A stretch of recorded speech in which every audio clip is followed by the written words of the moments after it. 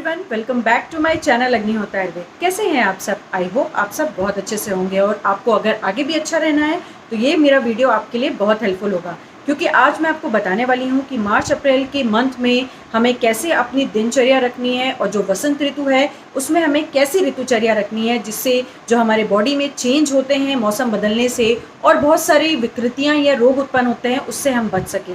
इसलिए please guys मेरा video पूरा देखिएगा, एंड तक देखिएगा, बीच में स्किप मत करिएगा। तो बने रहिए मेरे साथ आखिरी तक, कीप वॉचिंग।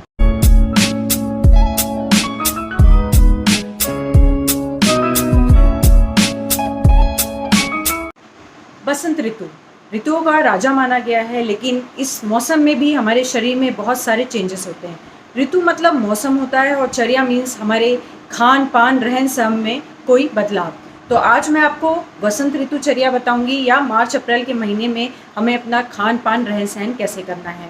शिशिर और हेमंत ऋतु बीत चुकी है और इस ऋतु में हमारे आयुर्वेद के अनुसार जो हमारे शरीर का मूल है त्रिदोष वात पित्त कफ, तो जो कफ होता है वो जमा होता है शिशिर और हेमंत ऋतु में, और जब ये बसंत ऋतु का आगमन होता है तो ये कफ जो है वो सूर्य की गर्मी से पिघलना शुरू होता है और हमारे शरीर में कफ का प्रकोप होता है। इसीलिए बहुत सारी बसंत ऋतुओं में एलर्जी की प्रॉब्लम, सर्दी खांसी की प्रॉब्लम होती है। तो हमें अपना खान पान, अपना रहन सहन इस प्रकार करना चाहिए जो कफज रोग हैं, क्योंकि कफ हमारे शरीर में प्रकोपित हुआ है तो वो ना हो, या अगर हुआ है तो हम इसे साम्यावस्था में ले आएँ। तो चलिए देखते हैं कि हमारी दिनचर्या में हमें क्या क्या चेंजेस लाने हैं जिससे हमें हमारे शरीर का जो कफ बढ़ा है उसको हम कम कर सकें। तो पहला है कि हमें व्यायाम ज़रूर करना है। बसंत ऋतु में व्यायाम बहुत ज़रूरी है। सुबह जल्दी उठ के आप व्यायाम ज़रूर करें। फिजिकल एक्सरसाइज वैसे भी करनी चाहिए, लेकिन इस बसंत ऋतु में खासकर मैं बोल रही हूँ कि व्यायाम आप ज़रूर करें। अगर आपके पास बहुत वक्त नहीं है व्यायाम करने का तो आप 30 मिनट वॉकिंग ज़रूर करें। मॉर्निंग वॉक ज़रूर आप 30 मिनट करें, इससे भी आपको फ़ायदा होगा। दूसरा है कि हमें उद्वर्तन करना है। उद्वर्तन मीन्स होता है उबटन। हम टाइम हमारे पास नहीं रहता, लोगों को बहुत बिजी शेड्यूल हो गया है, बिजी रूटीन होता है, तो आप वीक में एक दिन ज़रूर उपटन लगाएं। उपटन हमारे चेहरे, हमारे शरीर को निखारता भी है, साथ में जो कफ प्रकोपित हुआ है उसको भी कम करता है। आप किसी चीज़ का भी, जैसे चने के पाउडर और हल्दी मिला के उसमें हल्का सा तेल लगा के ज़रूर उपटन करें और उसके बाद नहा लें। इससे आपका जो कफ बढ़ा है वो कम होगा और साथ में आपके शरीर में एक निखार भी आएगा। तीसरा है कि हमें इस बसंत ऋतु में दिवा स्वप्न नहीं करना। दिवा स्वप्न मतलब है दिन में सोना। इस मौसम में मंदाग्नि होती है, आलस्य बहुत ज़्यादा आती है, लेकिन हमें कोशिश ये करना है कि हम जो दिन में सोते हैं उसको हम अवॉइड करें, या अगर हमें बहुत ज़रूरत हो, बहुत लग रहा है कि हमें दिन में सोना है तो मुश्किल से 10-15 मिनट की ही आप नींद लीजिए। इससे भी आपका जो कफ प्रकोपित है वो शांत होगा। हमारे आयुर्वेद में पंचकर्म क्रिया बताई गई है हर दोष के लिए। जब वो अपने प्रकोप काल में रहता है तो हर दोष को साम्यावस्था में लाने के लिए पंचकर्म क्रियाएं बताई गई हैं। तो इस ऋतु में हमें वमन ज़रूर कराना चाहिए। आप अपने नज़दीकी आयुर्वेद चिकित्सालय या फिर जो पंचकर्म सेंटर हैं उसमें जाके आप वमन क्रिया ज़रूर कराइए। इससे भी जो कफ प्रकोपित हुआ है वो शांत होगा। बात तो रही ये हमारे दिनचर्या में जो हमें करना है। अब बात कर लेते हैं कि हमें कैसा खाना खाना चाहिए जिससे जो कफ प्रकोपित हुआ है वो शांत हो। तो मैं आपको ओवरऑल एक कंक्लूजन निकाल के बताना चाहती हूँ, क्योंकि अगर मैं पूरा डिटेल बताऊँगी कि क्या खाना है क्या नहीं खाना है तो वीडियो बहुत लंबा होगा और आपको देखने की इच्छा नहीं होगी। तो हमें कटु तिक्त कसाय, आयुर्वेद में 6 रस बताए गए हैं, मधुर अम्ल लवण कटु तिक्त कसाय। तो हमें खाना है कटु तिक्त कसाय वाले खाना, मतलब कि कड़वे, कसैले और तीखे खाने। ऐसे खाना खाइए जो कुछ कड़वा हो, कुछ कसैला और कुछ तीखा हो। जिनको चटपटा खाना पसंद है उनके लिए ये बसंत ऋतु बहुत अच्छी है, क्योंकि इस ऋतु में आप चटपटा खाना बिल्कुल खा सकते हैं। इससे जो कफ बढ़ा है वो कम होगा।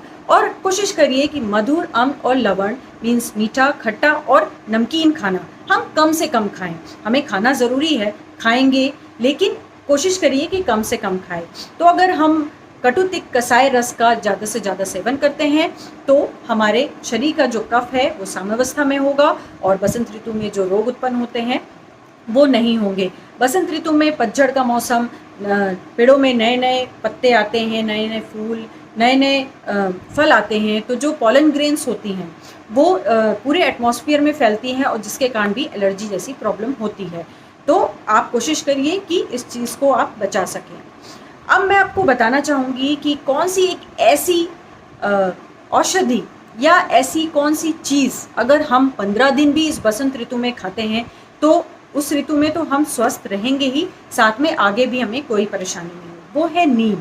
नीम बहुत अच्छी औषधि है।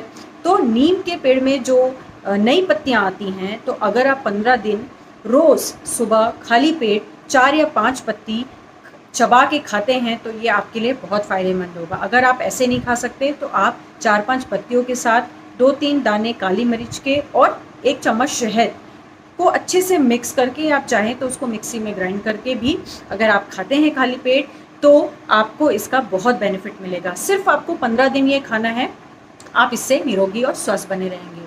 मैं 3 पेय आपको बताना चाहती हूँ, 3 ड्रिंक बताना चाहती हूँ जो इस ऋतु में आप बड़े आराम से पी सकते हैं और अपने आप को स्वस्थ बना रख सकते हैं। पहला है हनी सिरप। मीन्स कि हमें पानी को उबालना है, उसको ठंडा करना है और उसके बाद उसमें 1 चम्मच शहद मिला के उसको पीना है। याद रखिएगा, गर्म पानी में कभी भी शहद मिला के नहीं पीना चाहिए क्योंकि वो एक विष का रूप ले लेता है। पानी को हमें गर्म करना है, उसके बाद जब वो बिल्कुल ठंडा हो जाए तब उसमें शहद मिला के आप पी सकते हैं। दूसरा है हम सोट का पानी पी सकते हैं। सेम वैसी पानी को उबालिए, जब वो ठंडा हो जाए तो उसमें 2-3 चुटकी सोंठ मिला के, मीन्स सूखा जो जिंजर होता है उसको मिला के और इसका सेवन करिए। इससे भी जो आपके शरीर में कफ बड़ा है या आपके शरीर में कोई भी एलर्जी की प्रॉब्लम है वो भी दूर होगी।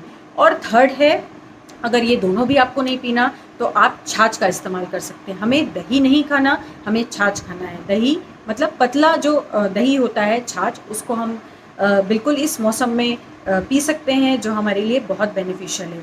तो इसको हम चाहें तो उसमें हल्का सा काली मिर्च, हल्का सा काला नमक मिला के, जैसा आपको स्वाद में ठीक लगे तो आप इस मौसम में छाछ पी सकते हैं।